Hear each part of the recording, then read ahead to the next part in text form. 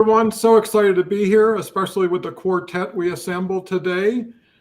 We've got Dave Snell, Omar M., and Charles Caldwell, all from different locales. And the word of the day is breakthrough. And with that said, I'll turn it over to Dave to give us his first read on breakthrough. Dave. You always throw it to me first. I should be prepared one of these days for this. But hi, everybody. Thanks for joining. It's great to see Omar joining us, and Charles. Always great to see you. And I'm glad you're here today, Charles, because when I saw the word of the day, the first person I thought of was Charles Caldwell, actually, because I think of breakthrough. I think of Charles Caldwell's quote on his on your LinkedIn page. You know, my ceiling is someone else's floor, and it's the breakthroughs that we find that we're getting through to the next levels. And how do we get there? How do we do so? We're inspiring others while inspiring ourselves and getting ourselves to a next level. But to Charles's quote, I mean, what we've done is we're building up so that someone else can go through beyond where we've taken them through inspiration, leadership, mentorship, whatever word we want to call it. Breakthrough is, to me, a personal element where I want to get better than I was, and yet I still want to take others with me and get them where they need to go and where they can take it further beyond my abilities. Well, that's great. And that's why I call you all the time, Dave, because you set us up so well. Omar, your turn. What do you think about breakthrough? Yeah. So breakthrough is always best to look at the definition of breakthrough, right? What is breakthrough? Breakthrough is a sudden, dramatic discovery or change that happens. So you're going through something, going through life, and then all of a sudden there's a break, and then you have to change, and something else goes through that. So that's always best by going by the definition of what a breakthrough is. Short and simple. Well, short and simple always works. Charles. Yeah, if I was to build on what Omar has said, I think that I'm hoping that today we can actually have a breakthrough ourselves on this call through the discussion. I think the way that I would define breakthrough would be a deliberate, focused effort where people are really looking at radically changing the approach to something that overcomes constraints. And instead of making incremental changes, we actually have a huge breakthrough in changes. So a massive increase in changes as opposed to incremental changes. I think people go through life day to day, month to month, year to year, expecting to do better with their goals and do better with personal development. But in fact, they don't create a breakthrough. They get incrementally better results, but they don't create a breakthrough. So what we're up to today is breakthrough thinking. Absolutely. And I guess the key words of breakthrough is the first one, break, which means you have to go through something or really penetrate it, just like an eggshell.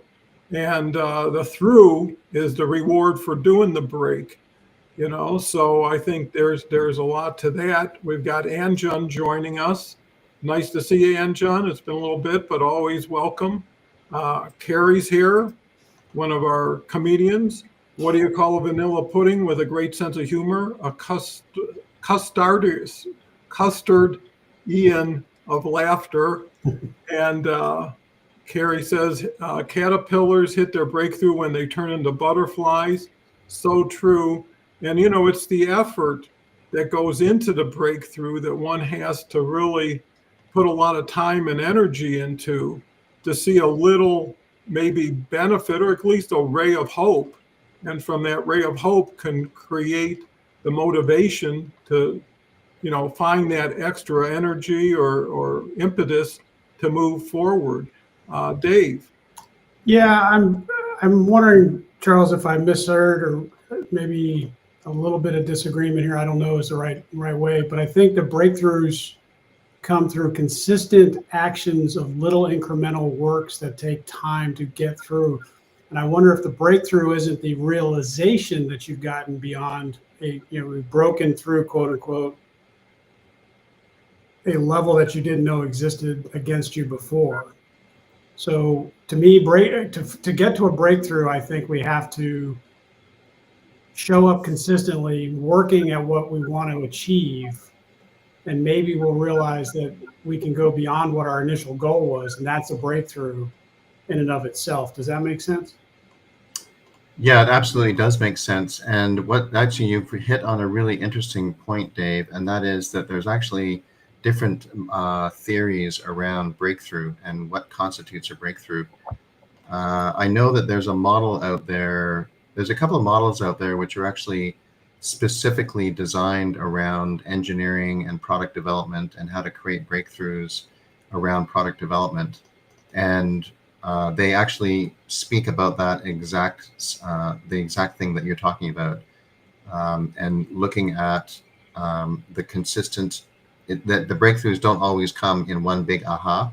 Right. I think for some people they do come in a big aha, but sometimes they come through the consistent daily habitual practice of process improvement and that kind of thing. Yeah, I came to that conclusion also. It's not, to your point, it's not always an aha moment. Sometimes it's the work that we do and then somebody coming to our side and saying, look how far you've come. What have you overcome? Oh, geez, there's an aha moment, but it was more of I'm seeing what I've broken through in the past over time because I consistently showed up. That's where I was kind of scratching my head earlier, and I didn't want to disagree. I wanted to make sure I understood you correctly. So, yeah, I'm with you. I think there's different ways of approaching it, and hopefully that's one of the things we can explore in our call today. Yeah. Well, and I think that to add on to that, one of the key elements of breakthrough is your thought process, right? Is how do you see things now? How do you, in other words, you have to have a breakthrough in thought before you can have a breakthrough in action. And all of a sudden, through reflection or review, you determine, hey, I'm in a different place now, or there's a new opportunity. It wasn't there, or I didn't appreciate it. Now that it is, I'm going to go for it, which lends itself to, again, direction and motivation. And, I think breakthroughs help gain more breakthroughs, right? When you've had that experience of making consistent change in a positive way, let's hope, but not being satisfied with the norm.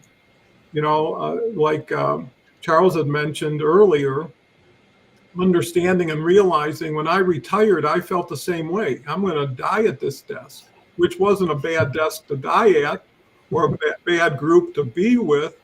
But when you've built a quality family, when you have interest, when do you have an opportunity to take advantage of it?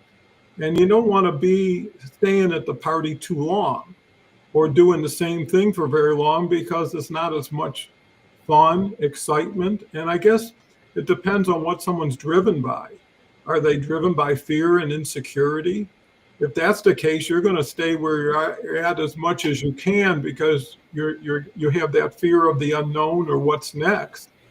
And other people who are optimists or adventurers, really look forward to that next breakthrough. So we've got some more people. Anjan says greetings. We've got Dr. Valentino Heavens. Hello and good to be here. Well, hello and great to have you here. Charles comes back with a comment. One definition of breakthrough, not the only one, deliberate, focused effort aimed at delivering radically new approaches that overcome constraints instead of making incremental changes in the older ways of working. Well, we got our old good friend Harvey. Haven't seen you, Harvey, in a while. Always talk so much about how impressed I am and with your ambition, but also your ability to make breakthroughs. If you don't know Harvey, he's one of the best guys and colleagues as well as connections on LinkedIn. So I urge you to check out his show, which usually follows this show on Thursdays and also has a Tuesday show. Thanks, Harvey. Anton, interesting. And Carrie says, hello, Harvey. With that said, Dave. Yeah, a lot to digest here and undertake. I'm glad to see Harvey here. Good to see you, Harvey. I'm always impressed by what he's done as well.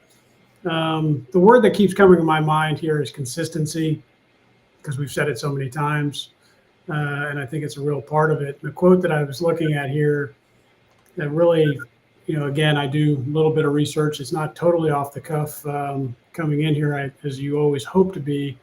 But the moment of breakthrough is often the moment you realize you were never really stuck.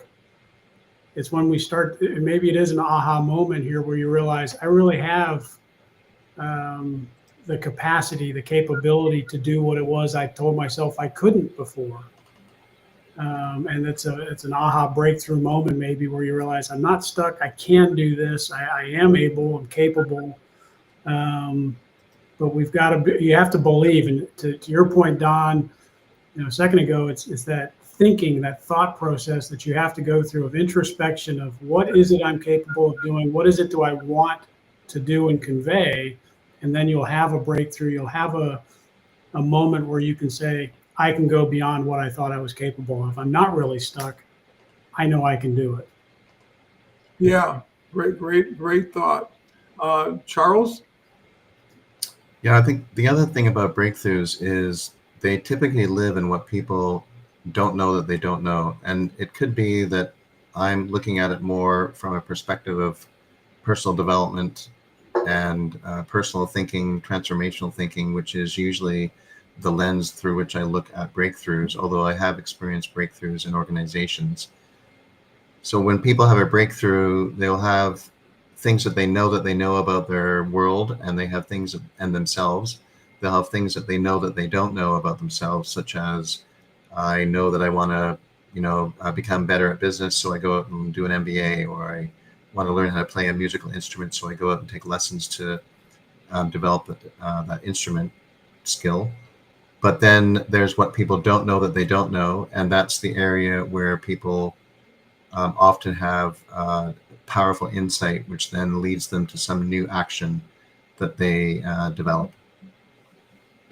Sounds great. And now we've got Omar back. Well, and Harvey says, hey, Omar, 4 legends on screen here. Hey, Harvey. So Omar, welcome back. What's your next thought on breakthrough on what we've been talking about today? Yeah, a lot of the points the gentleman made here are accurate in breaking through, going through another challenge that you've had. So you have a challenge, you break through that challenge and try to pull up something else that would help you out. So basically, it could be also a turning point, right? Let's say you're going through a job and the job is so stressful for you. You've been doing it for years and years and years. You need to probably stop, take a little break in that, and then maybe be able to deviate to something else to get your mind from stressing out and blowing up and change that. That could be a breakthrough right there. Uh, Basically, yeah. Absolutely. And Dave comes back with the moment of breakthrough is often the moment you realize you were never really stuck. So true, Dave. Appreciate that. And a lot of breakthroughs are not solitary independent actions. It usually relies on an event, a situation, somebody did something good or bad, made you start changing your opinion of that person or that event or that situation. And, you also have resources now. To Charles' point, so many people don't know what they don't know. There's so much information with Chat GPT, with the ability to search, find information that could build the puzzle or solve the puzzle for you. Because a lot of times you want to do something, but you're missing a piece. You need money, you need resources, you need help, you need something. And at least in your mind, you do. All of a sudden you see that insight that you didn't really discover, or more importantly, you share like we're doing today. And collectively, you can gain an insight from each other that may be an incremental effort, but could lead to a major breakthrough. And there's nothing more exciting than coming through something that you thought you were stuck in, or you might have to stay in for very long. And there's that confidence level of confirming, hey, I can do things, I can make changes. And I think the key thing to breakthroughs is most times you haven't burned any bridges. Do something new tomorrow, you can go back to yesterday the next day. right? So it never hurts to try new things. Some people do too much too fast with too little. And it's like running into a wall. No matter how fast you run, the wall's going to win, right? So the key is getting comfortable.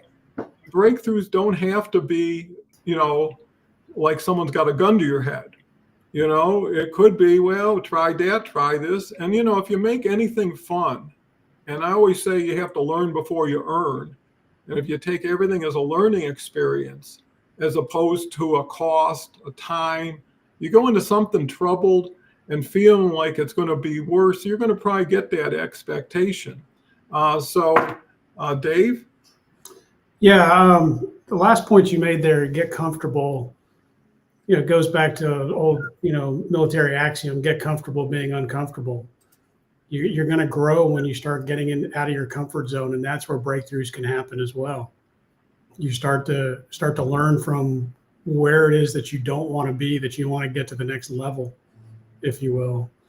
And that's where a breakthrough can happen. Get comfortable being uncomfortable is a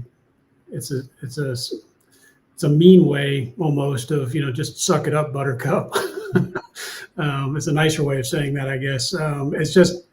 But you really have to really embrace sometimes the discomfort of where you are, because that's where the breakthrough is going to come. The second point I think you always make, and you just alluded to there, Don, is we don't go through this by ourselves. So why would we want to suck it up or deal with the discomfort by ourselves? I'm not saying bring people down with you, but learn from where they've been. Don, you've been in the business world for many years. I can learn from you, and I have over the last year and a half with our cohort that I was a part of. Okay, well, Omar, and Charles, you teach, and you have a different way of approaching things than I do, from a military and a cybersecurity and a espionage background. So we can learn from each other. So why would I want to try to go through the discomfort by myself when I can learn and ultimately go to the next level of where I want to be? So true. So true. Charles? Yeah, I think the other thing, building on that and harkening back to the comments about what we don't know that we don't know, and your comments, Don, is that it reminds me of the iceberg model, where the communication is everything that sort of happens above the water in the foreground, which are the skills, the knowledge, the attitude that we have. But a lot of the interpretation of communication and events, to your point, usually there's an event that happens. The interpretation of these events happens in the background, and that's when our perspective, the social norms, social values, the paradigm we live in, the culture, comes to bear on the situation. And a lot of times when people start to explore those norms and those cultural paradigms is when they will experience some sort of a breakthrough. One of the ways a lot of people experience very powerful insights and breakthroughs is when they travel to different cultures and then they return to their own culture. So it'd be a little bit different if they're only going away for a short vacation. But if they were going for 10 days, 2 weeks to a country with a profoundly different culture, they experience that culture, but then they go back to their own country that they're from, their own culture that they're from, and they start to see that the culture that they lived in new ways that they didn't experience before. And that way of being pulled out of your cultural paradigm often creates powerful insights for people, which leads to some sort of probably a mini breakthrough about the world that they live in.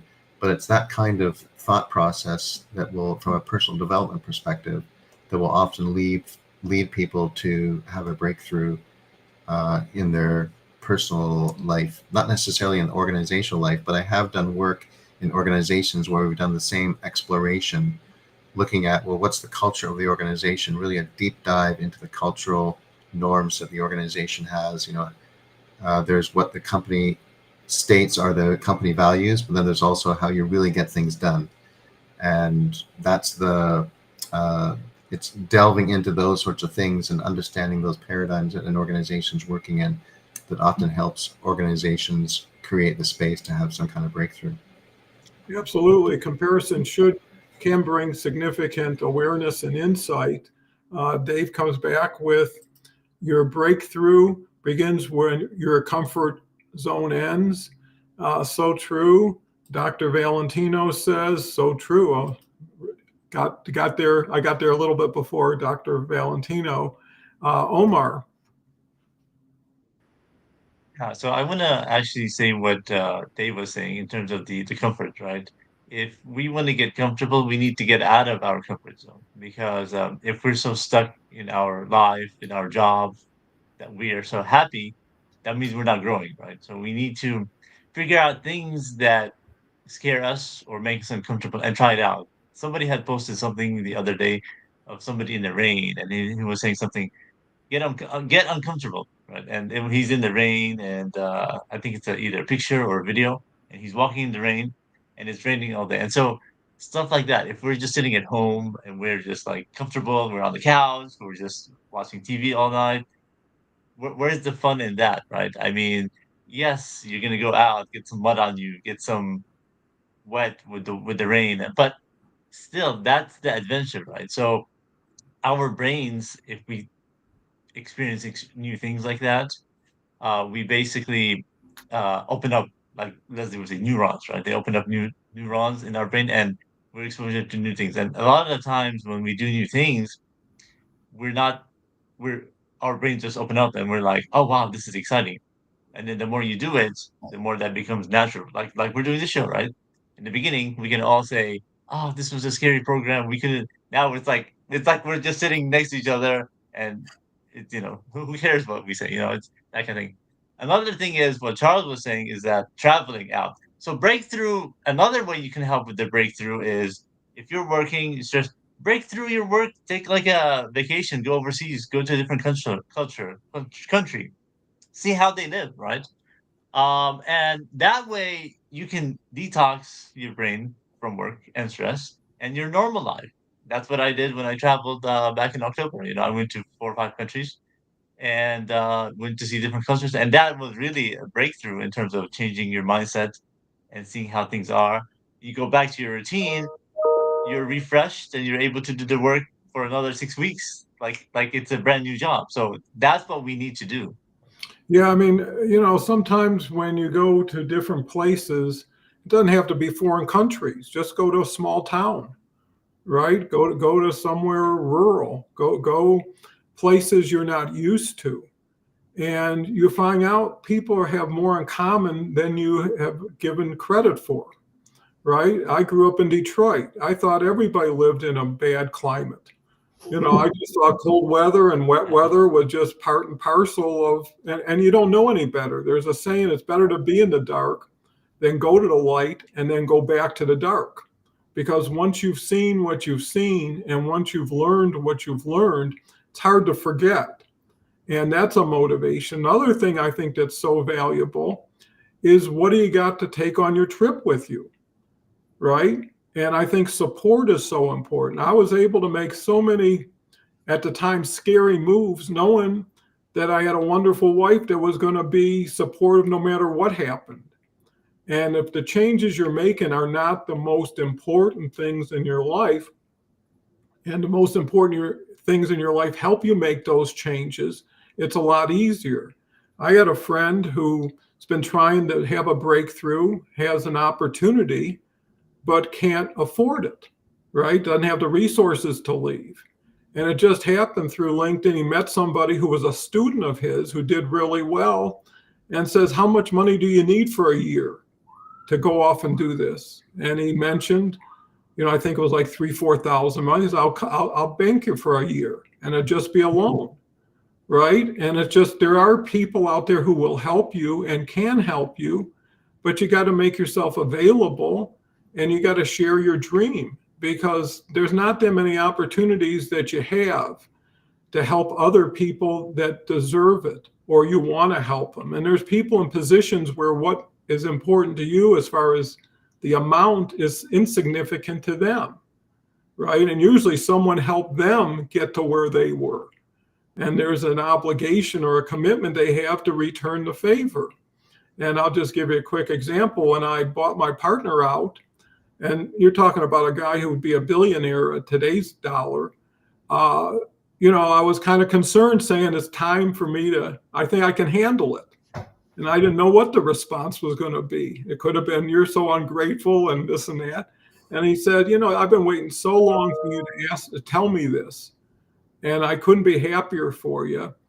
And I said, well, what could I do for you, Fred? I knew I couldn't. He says, well, I'll tell you what, do to someone else what I've done for you. And you've done more than enough to pay me back. And just know I'm always there for you. If you ever need something. And I couldn't have thanked him enough, because he was somewhat altruistic, but he came through with nothing, started a little hardware store and built it into an international company. And so you never know what you don't know. Here's a comment from Dr. Valentine. Encountering other cultures or way of doing things breaks us out of our molds. And true breakthrough stems out of real personal development processes. We must stay with the program to encounter breakthrough. So true. There's that saying, when the pain of holding on is greater than the fear of letting go, you let go. And sometimes, deep in your heart, and sometimes your heart most times serves you better than your brain. You just feel I'm staying too long, or there's not much more I can accomplish here.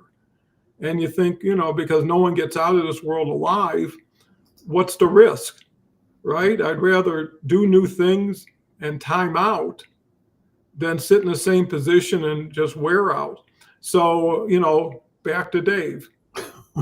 Well, I want to build on, excuse me, a little bit on the travel. And to your point, Don, you don't have to leave the country even.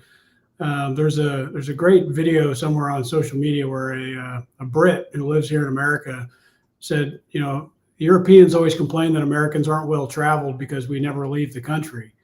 Well, it's different in England. You can fly over or take the Channel and be in another country in France, or you can go from Switzerland to Austria to Poland in a weekend and see multiple countries, multiple cultures. Whereas we measure our travel time in hours versus miles, because I'm going to drive for nine hours. Well, I can be back. I can be up in Virginia Beach from here, and that's a totally different culture than Floridians live. So, getting out of our comfort zone, our culture zone, even if you will, there's a difference between living in Atlanta and living in New England. Much less moving out to living in Denver to Detroit. But we have to get through those cultural norms to understand what it is that how we can grow and learn from them very quickly. I was very fortunate that I grew up for the first part of my life in Spain, Scotland, Italy, traveled all through Europe, and then joining the Navy, I got to see much of the world. And, how is Asian culture different than European culture, than American culture? Those little insights that allow you to have connection with other people. I know it's a little bit off breakthrough, but it's very important that we have to connect with people, and that's how we can grow overall as a person, as a family, and as a culture in and of ourselves, is understanding how other people think and how they live their lives. Yeah, wonderful example, Dave. Appreciate it. Charles. Yeah, I think that's a great point. I know that living in Hong Kong, I've done a lot of work on cross-culture, and I think it's related to breakthrough, because this is a good example of what people maybe don't know that they don't know. And that is, they've done studies between different cultures within the United States. For example, New York compared to parts of southern United States, and Beijing and Shanghai compared to parts of eastern China. And they found that the difference in culture between Beijing and New York is less than the difference in culture between Beijing and parts of villages in eastern China, and likewise smaller differences between Beijing and New York than there are between New York and other parts of the United States. And I think that when people learn those sorts of things. It unveils for them what they don't know that they don't know, regardless of whether they're traveling or not. I mean, it's a great point that America is an amazing, vast country, and it has a tremendous amount to experience all over the place, and a lot of beauty that it offers to people that travel there. And these are all experiences, to Omar's point, that if you go and you travel, it helps you to start to see the world through a different paradigm, through a different lens, that opens people up to breakthroughs. And one of the things that traveling helps people see, a great question that people can often ask themselves to start looking at where can I create breakthroughs in my life, is to start asking themselves questions about what assumptions am I making. And when people travel across different cultures, they start to see that they've made certain assumptions about how their culture operates, what the norms are, about basic things like how people eat, table practices, table manners. I wouldn't call them manners because, well, we would call them manners from Canadian American perspective, but they would have a different set of manners in China, for example. And when people start looking at asking themselves, what assumptions am I living in, regardless of whether it's culture or personal relationships or in business, that starts to unearth and create that space within what people don't know that they don't know, that can move them towards a breakthrough. Yeah, absolutely. Omar? Yeah, absolutely. So Charles, some good points there, and Dave also. A lot of the times when we're in America, we don't realize how the culture changes. Whether you're in Seattle or whether you're in New York, whether you're in Florida or in Texas, they have different cultures, even in the same country, because it's so big. Many people have been here from before, Mexican cultures or Spanish or other people that inherit it. And so even the food is different, right? So that could be, we're going more out of breakthrough, but into culture kind of thing, because that's, I think, more bringing people together. So I think that's more interesting. And so in that sense, we don't realize that, oh, we assume that if we go to Seattle, we have the same type of people. If we go to New York, we have the same time. That's how our mind is ignorantly. So we're always stuck in our bubble, in our country, in our state, I mean, and we don't realize that there are differences. Even if you go to Seattle or if you go to California or if you go to Maine, the food, the culture, and that could be a breakthrough in terms of exploring, wow, I'm in America, but I can have lobster in this state, or I can have this kind of food, or in Louisiana, they have their own cuisine.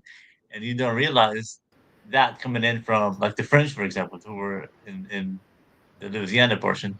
Um, and that can be a breakthrough in terms of exploring yourself and making yourself change your mindset about how things are in that, as both of the gentlemen said there. So, yeah, absolutely. So that is what my Great points are. points. Dave says, when the pain of staying the same becomes greater than the pain of change, that's when the breakthrough happens. So true. And it's so familiar to that other quote, which was by Shakti Gawain.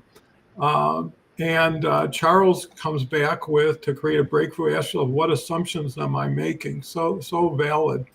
And to touch on what has just been said, just go from one neighborhood to another in your own town, and you see the difference in culture, right? Go to the inner city versus the suburbs, right? Go to the rural areas or more older established areas. Some people's world is like 1 square mile. They were born there, they lived there, they're going to probably die there. They know the local people, they know the local stores. Everything else is unfamiliar. The benefit we have today, we talk about traveling. What it used to take to get from Europe to America was forever, right? And it was full of all kinds of risks and challenges. Now you don't have to leave your living room, right? You can go see anything, anywhere, with anybody. If you want to talk to somebody in China today, we're talking to somebody in China right now.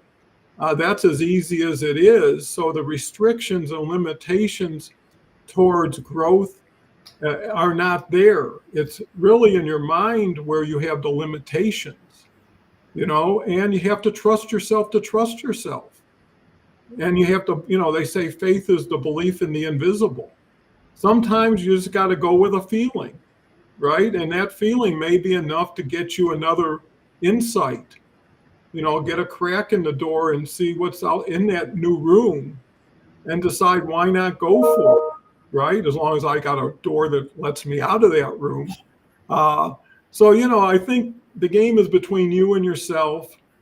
That saying, if it's going to be, it's up to me. And for things to change, I have to change and be open to it. But there's ways of easing into it that it's not all or nothing. It's like never burn the boats, situation. Dr. Valentino says, well, let me get one at a time. To create, ask what are my intuition and gut telling me? So that's so right on. The experience of physical shifts actually causes a paradigm shift for us. And sometimes you got to get out of your environment to see the environment that you're really in. You don't know what you're into until you're out of it. And then you can look at it and say, wow, I didn't know whatever it is that you just learned. Dave. Yeah. Again, I'm in over my head sometimes with these next levels that we're taking ourselves to. But I think Don or Charles, your point on what assumptions am I making goes back to our previous discussion of, well, I have to go internally and start to assess.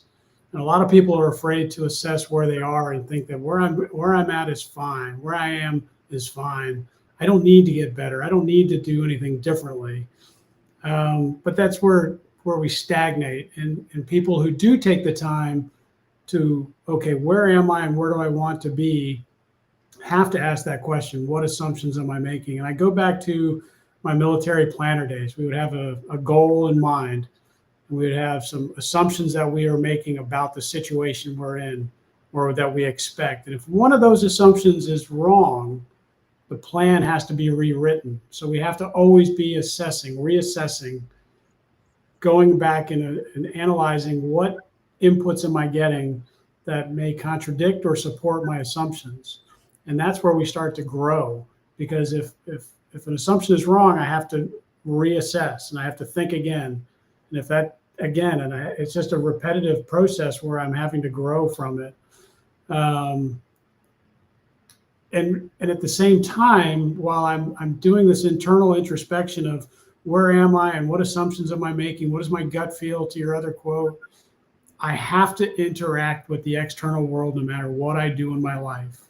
Even if I just sit on my couch, I'm still on my phone, or let's take even technology out of it.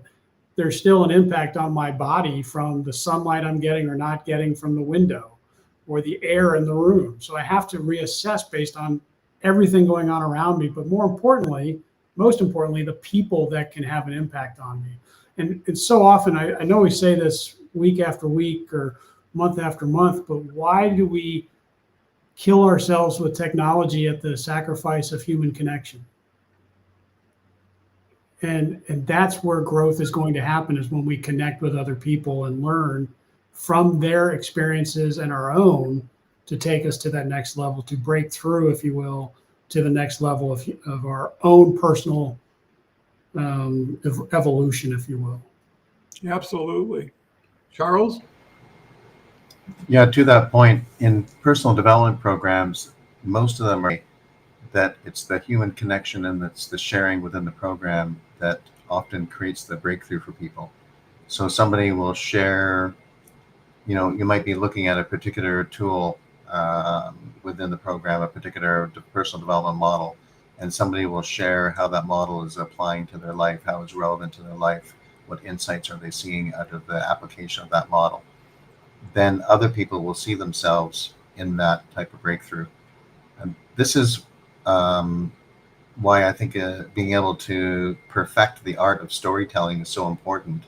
Because if you really are effective at storytelling, particularly if you can make yourself vulnerable and authentic when you're sharing stories, regardless whether it's in business or it's in personal shares, other people will see themselves in those stories. I mean, we're a narrative storytelling species, and we love stories. There's a lot of research and data that backs up stories. But one example of breakthroughs that, as I've been listening to the conversation, and this is a customer focused breakthrough, the way that Ford related to the development of the Taurus model. I don't even know if the Taurus is still around, but in the 1990s, 1980s, 1990s, it was huge and was one of the most successful cars that Ford ever made. And the reason for that is because they broke the model on customer focus and did something really, really unusual. And that was that when people were driving the Ford Taurus, they brought customers in and said, okay, tell us what you like about the car, what don't you like, what's working, what's not working, what would you like us to tweak, little things there, little things there. And they built their manufacturing processes around being customer focused and agile so that they could respond very, very quickly to the customer's needs and demands. So a customer would come in and they would discover, they would report something back about the product, Ford Taurus, and then within, I don't know, a very short amount of time, I'm not sure if it was weeks or months, that would get reflected in the actual product very, very, very quickly. Normally it would take 18 months to see that kind of feedback reflected in the product, maybe even longer. And customers were marveled at this. And when they figured out how responsive Ford was to this customer feedback, it really created a breakthrough for Ford and for the customers, and raised the whole bar for the automobile industry on having a customer focus with product development. Interesting. Very interesting. Omar? Yeah, that's interesting, Charles, that they actually listen to the people, right? A lot of the times when something happens, a lot of the CEOs or people who work in the companies, they'll put it there, they'll write it down, and then come back to it later on, right? So having that, it's very important to be able to listen to the people. That's a breakthrough there, right? But also to the point to David said about the phones. We become so addicted to these things that we need a breakthrough from them, right? We need to figure out a way to, is it really that important that we're checking our phones for something that's it? Is it a necessity? Is it a need or is it a necessity, right? Can we turn off our phone, put a lock on it from 8 p.m. to 8 a.m., that 12-hour period, and just have silence, read a book, go outside, listen to the nature, whatever you can hear, and just calm down rather than have that technology on you. But we became so ingrained in using them over their years and months that we've had these phones, that it's kind of hard to do the breakthrough. It's like smoking or other habits. And people are saying that these are the new cigarettes, right? These phones.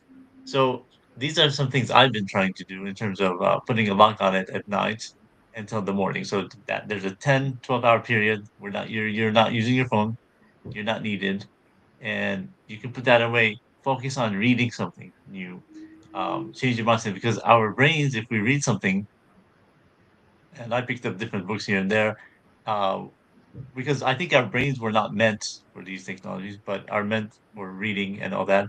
And but Charles was saying in terms of storytelling, I mean, the Native Americans were good storytellers. If you go back and back thousands of years, all these civilizations, Middle Eastern civilizations, the Hebrews and all that, they go back to all storytelling, right? So all these were coming down, and then things have changed in terms of we have got used to the loneliness and being alone. The society somewhere around the world has made us want to be isolated and just be on these devices. But we got to break through, figure out ways. This is not healthy for us. Figure out ways to change it. So I want to ask you guys too, why do you think people are not breaking through these phones? Why are they letting their life? Not everybody. I'm sure there are some people who control it, but the majority of people, especially the kids and the youth, need these devices as if we need water or we need food, right? So maybe whoever wants to answer that. What do you guys think? Yeah, I think you make a great point. And you got to ask yourself, who's the tool now? The phone or you to the tool, right? In the past, like if you take a traditional tool like a hammer, it was there to assist you, right? You picked it up, had an application, used it, put it back, and you were on your way. Now it's so sticky, right? You go on Facebook or you go on YouTube, see one cool video. Oh, what's next? And pretty soon you gave your whole hour or two away to someone else's world. And whose dream are you building? You know, and when a phone was purely a phone, it was far more valuable, right? Before you could text, you know, and usually it was because of the cost, you would limit the amount of calls you made. It was so much a minute in the beginning, and you'd keep them short. And now you can do so much with a phone that you really have an issue with discipline. You know, when do you put it down? I respect Omar for locking his phone. There's times I intentionally leave it behind because I remember the days I didn't have a phone. I didn't need to call home when I was at the grocery store. I had a list or I knew what I wanted. I didn't have to call somebody up 10 times a day when I had a lonely pause in my day just to say hello. You know, and again, the game is between you and yourself. If you can overcome the challenge, the temptation, you'll have a competitive edge over people who don't have that discipline. And they don't even know. And they're not getting smarter, they get more confused. You know, when you hear, and plus we have to deal with sincerity and authenticity. How much of it is really real? How much is it for your benefit and not the person who's promoting it? And there's too many questions there, and pretty soon you forget you have a dog next to you. Pretty soon you forget a family's waiting for you. Pretty soon you need you for a while. And the phone will never tell you, hey, you're taking too long today, go on and enjoy your life. You know, and then you get 4 people using their phone at the same time on a dinner table, and you ask somebody an hour later, what we eat? I don't know. Well, for sure you don't know. You were so busy looking at your games and your puzzles and whatever else you were doing. And meanwhile, growing up, the kitchen table was where life was. You know, the dinner table. That's when everybody got together and they shared their stories of the day and their ambitions and their challenges and problems. And people look forward to it. It was nice to get one newspaper in the morning and one 6 o'clock news at night. And there was enough news. Plus, what do you need to know that really impacts you? Too many people, a bridge fell in Malaysia, a plane crashed here, you know, so what? I mean, it's tragic, but am I spending my time looking at pictures of that stuff, especially before I go to bed? Charles says, to create a breakthrough, ask yourself, what would I do if I had infinite resources? Very good point. And to create a breakthrough, ask yourself, what am I committed to? And again, what am I committed to? And what else am I committed to? That's important to get your priorities. You know, you can't go out to play until you get your work done, right? And a lot of people don't do their work. They just look to play. Dave. Yeah, to answer your question, well, let me go back a step with the Ford Taurus and the shift, the breakthrough shift that Ford had, because as soon as you brought up the Agile network that they took, it reminded me of Ford's old comment of, you know, if they want a Model T, they can have it in any color as long as it's black. You know, it's a very big shift over 70 years that they finally made. But to your point, Omar, Don, you made a very good point of it's squishy now. I think there's a word you use because Hammer used to be a tool we used. The difference between this, you know, this phone, and I hesitate to even call it a phone because it's a computer that has an application to use for communicating, is different than a phone like we grew up with. The problem is that it's no longer a tool that we use. It's a tool that uses us at the same time. So every time we get on here and we look at a post on LinkedIn or a video on YouTube, or dare I say TikTok, that data is not just for us. We're not just absorbing it. They're pulling that data back to the source to analyze it themselves. So it's a double-edged sword here that we've put ourselves in, because we're consuming, as is the person who produced it, they're consuming back of our use of it, so that they can grow and they can then manipulate the data to then get us to watch more of theirs, so they can get a better product out and get more investment. It's degrading our mindset while it's enriching somebody else's is the problem.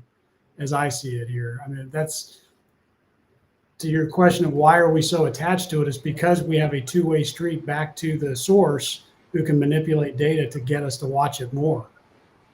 And that's where I have a big struggle with a lot of applications. And I said TikTok on purpose because that information is being used by somebody. YouTube is using it, Facebook, Meta. It all goes back to somebody, and they're using it, whether it's for what we would consider nefarious reasons or not. It's still manipulating our use of this tool in a way that may not be healthy for all of us as a society, global society writ large at that. Yeah, I think that you're spot on. And, one element is it's getting monetized, right? So every time you click on a YouTube video, someone gets paid. And what's the intention there? Keep you there longer, have you keep coming back more often. So it's not for your benefit as much as the provider. And you need to be the gatekeeper, Charles. Yeah, it's interesting. One common quote in the business world, and it may have been Einstein that initially said that, or is often referenced of having said this, is that the solutions of today become the problems of tomorrow.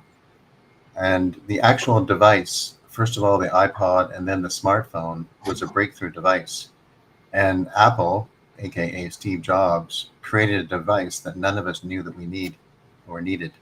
And now, a couple decades later, the research will tell you that mobile phones are addictive because of the constant notifications, the social media engagement, the instant access to information. It creates this impulsive, compulsive usage pattern.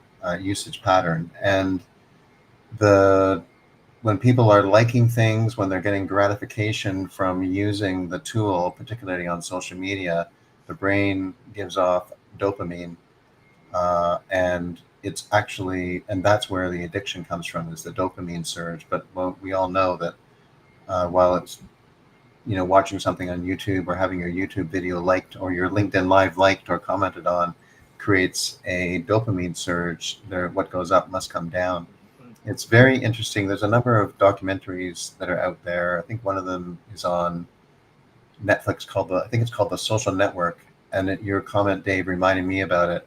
They start getting into the whole machinery and logistics behind the two-way information traffic and how we're being used for our information and the bidding for our like and that kind of thing. But the other thing is, if you start getting into the science of how some of these games are made, such as Call of Duty or Fortnite, they're actually designed to trigger a dopamine rush and are highly, highly, highly addictive. And that's why countries like Australia are starting to regulate that kids under 16 can't be on social media. It'll be interesting to see how that works out in Australia and whether or not other countries follow. But I think that is really at the heart of it. And we have to really you have to ask yourself, what am I committed to, in order to put the phone down at the dinner table, Don, and have those family conversations that you talk about. Yeah, so true. Omar. Yeah, absolutely. So those are good points you guys both made, but I guess we're almost ending. But some closing thoughts, and basically, we need to go back to the nature, right? Where we were at, limit the phones as what's needed for us, right?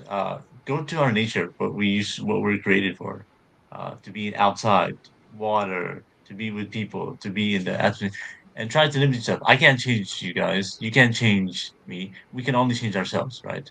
We have to have the control to be able to limit the things that we do. If you can't just all of a sudden stop your phone uses, um, spend an hour less the day than you did the day before, right? Or maybe in a week. Like you have, let's say you're using your phone, I don't know, 40 hours a week, right? Maybe then next week, 39 hours.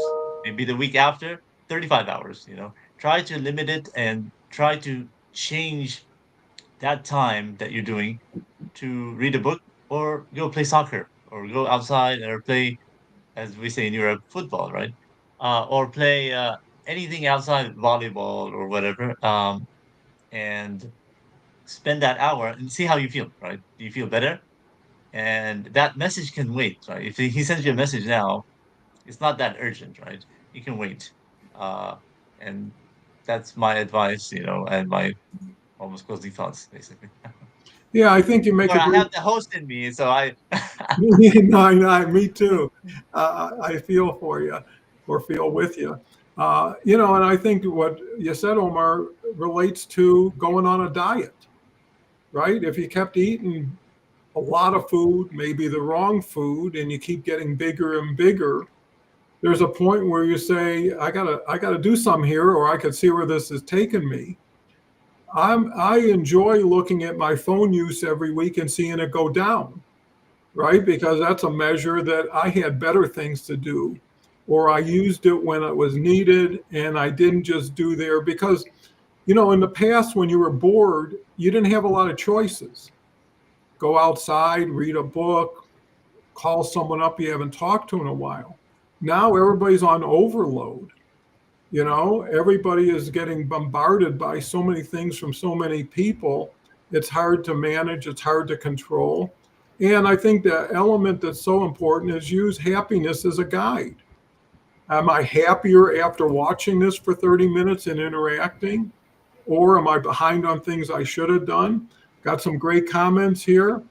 Uh, Here we go. Every challenge you encounter in life is a fork in the road. You have the choice to choose which way to go, backward, forward, breakdown, or breakthrough. Great comment. I'm going to hesitate to read the author's name. Harvey comes back, some great points there.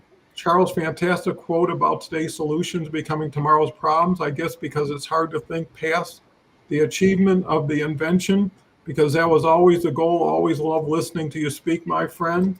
And Charles comes back with, when you're being tested the most is when the breakthrough will come.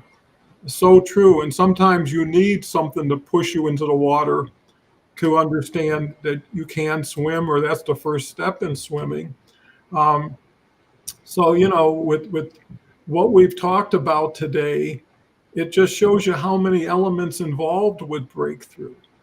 It's a simple word, but it's not an easy action. And a lot of times you're confused, distracted, or it's a kind of like half, 6 of one, half dozen of the other, right? It's like, well, if I do this, this happens. If I do that, that happens. Better not to do anything till I'm sure. And you're never sure. How can you be sure of the future? How can you be sure of an action taken? Serendipity does play a role. This has been so insightful, and I can't stop writing. I am already creating a template to help people with tech consumption. Great approach. And I think that's the value of the shows we do and Omar does, is give people a chance to think. I mean, we had a gentleman last week on the show who heard what we were saying, and he was in Kenya, and his son had a birthday or daughter and didn't have enough money for like even a cake. And somebody came along and offered him that money and created a beautiful birthday. And it's things you take for granted, things you're not aware of, that your words have meaning, have value, and can be used for good and for maybe not so good. So we're at 58 minutes. I'll say real quick, go around the horn. Dave, last words? Yeah, the only thing I'll say is a comment you made where I have gotten to the point where I try not to take my phone with me to the grocery store, to the detriment of coming out to my phone and seeing on my phone, could you also get this, or this, and then having to go back in and explain to the people why I didn't bring my phone. But I think it's a good habit to get out of carrying that thing with us everywhere we go. Breakthrough is a tough discussion point. As we learned today, we went in a couple different areas because it is so broad and there's so many different ways to touch on it. I think we could do another show on this again and go 5 different directions as well. Very much appreciate the conversation though, guys.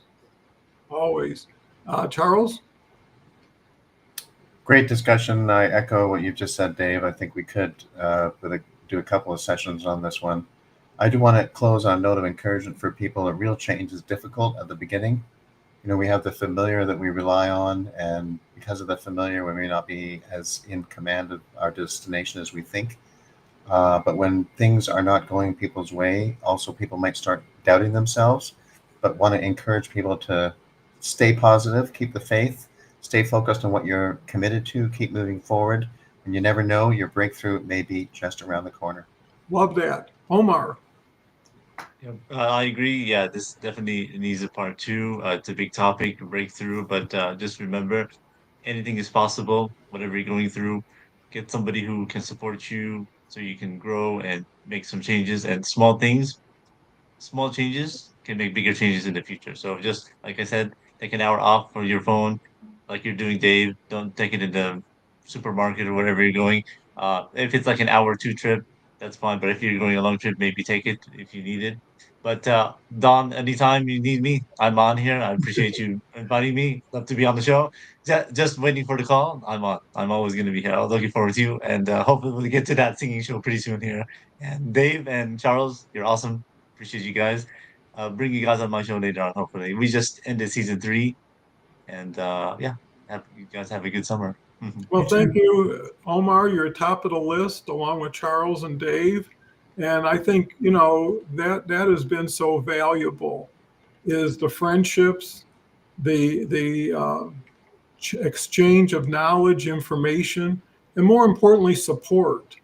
And when people know you're there for them and they're there for you, it gives you that extra confidence, right? You're braver when you're with a crowd, right, than when you're alone. And when you see other people doing it, it becomes more familiar. And I think that's the breakthrough is ignorance, is when you don't know anything and you don't know any better, you tend to continue to do what you think is the best you can do.